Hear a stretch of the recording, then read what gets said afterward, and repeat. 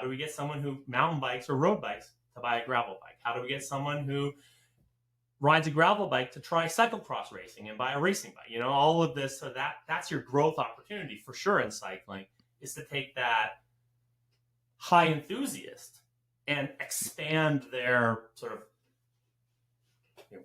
field of vision of riding opportunities. Yeah, I love that. I'm curious to pick your brain a little bit on maybe some techniques or examples on then how do you lean into the whole human.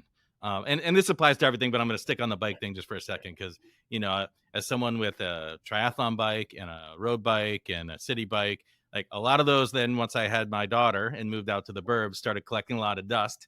I'm a little bit more fearful on the road, and now I am a gravel bike guy, right? And like there are these life milestones, even at anthropology, like so just bringing it to the future, my little brother lived in LA. When he would come out and visit me in Boston, he would have just fashion shell shock. He'd be like, what the heck is going on in here, Boston versus LA? But like, I would imagine after someone does move, and once they're like kind of like getting into that area's style a little bit more, then their likes might change. And long way to ask, like, how do you focus on the whole human and kind of where they are and where they're going?